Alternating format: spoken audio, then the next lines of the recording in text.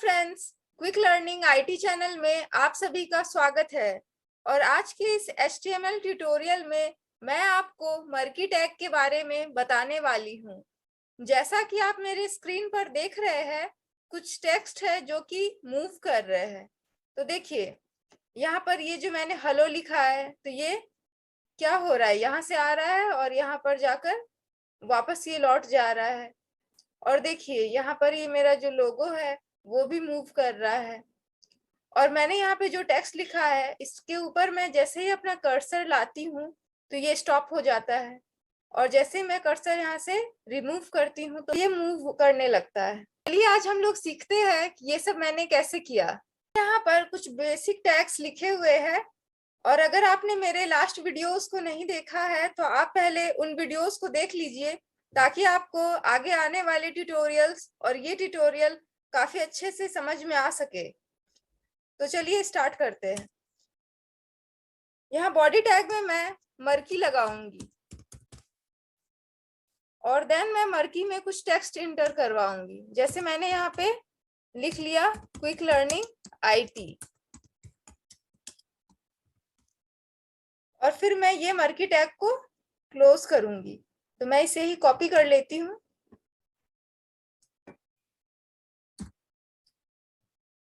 और अगर मैं इसे सेव करके यहाँ पर रिलोड करूंगी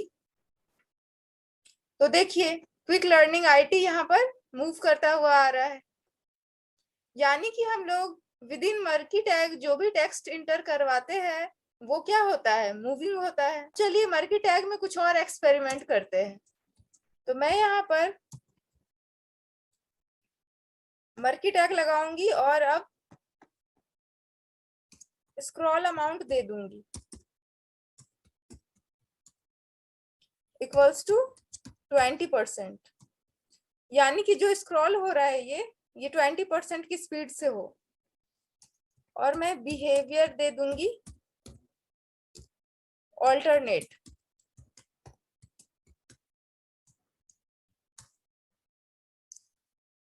और फिर मैं यहाँ पर कुछ मैसेज एंट्री करवा लेती हूँ। जैसे मैंने लिख दिया हेलो, देन मैं यहाँ पर मर्की टैग को क्लोज करूंगी। अब मैंने यहाँ पर बिहेवियर ऑल्टरनेट क्यों लिखा है या फिर स्क्रॉल अमाउंट क्यों लिखा है, वो आपको मैं यहाँ पे एक्सप्लेन करती हूँ। तो चलिए मैं इसे रिलोड कर लेती हूँ। तो देखिए ये जो हेलो है ये यहाँ तक पहुंच रहा है, और ये यहाँ पर अंदर नहीं जा रहा है, बल्कि यहाँ से टकरा कर ये वापस आ जा रहा है।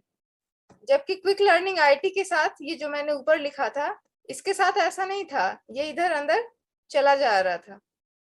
तो अगर आप बिहेवियर ऑल्टरनेट लगाएंगे तो ये टेक्स्ट जो है वो आपको स्क्रीन पे विजिबल रहेगा। और देखिए अगर मैं 20% की जगह यहाँ पर 90% कर देती हूँ तो देखिए ये काफी ज्यादा फास्ट हो गया है। यानी हम लोग स्क्रॉल अमाउंट में जो भी लिखते हैं उसके अकॉर्डिंग डेटा वर्क करता है। तो मैं यहाँ पे 10 लिख देती हूँ। तो देखिए अब चलिए कुछ और करते हैं। मैं यहाँ पर मर्की टैग लगाऊंगी और डायरेक्शन लिख दूंगी इक्वल्स टू अप, और मैं यहाँ पे बैकग्राउंड कलर भी सेट कर देती हूँ येलो।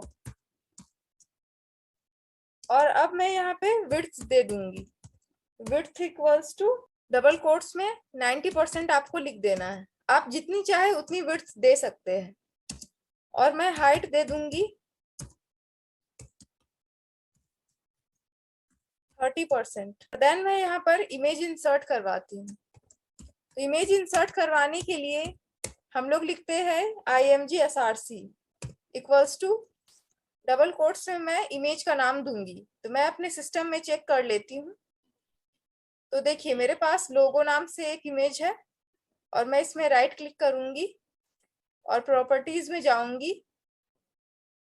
तो देखिए ये .jpg एक्सटेंशन से सेव है। अब मैं यहाँ पर लोगो डॉट जेपीजी लगाऊंगी। इसका विड्थ दे दूंगी 20%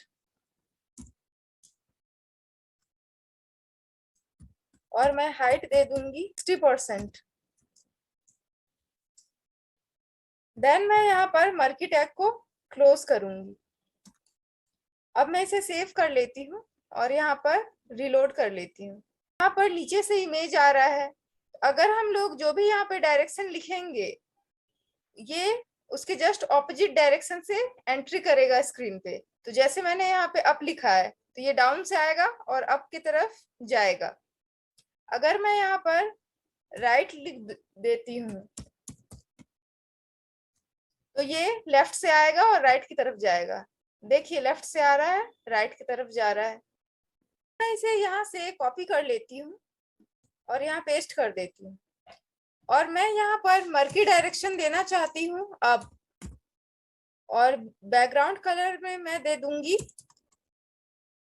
पिंक कलर और विड्थ और हाइट में सेम रखती हूँ। मेरे सिस्टम में एक t.gif नाम से फाइल सेव है तो मैं वही नाम दे देती हूँ t.gif और इसका विड्थ मैं दे देती हूँ 50% और हाइट में दे देती हूँ 40%। अब मैं यहाँ पर ऑन माउस ओवर लिखूंगी इक्वल्स टू डबल कोट्स में स्टॉप, यानी जैसे ही मैं माउस रखूं तो वो स्टॉप हो जाए और जैसे ही मैं माउस को आउट करूं यानी कि on mouse out equals to double quotes में मैं स्टार्ट लिखूंगी और मैं इसे सेव करूंगी और इसे मैं रिलोड कर लेती हूँ।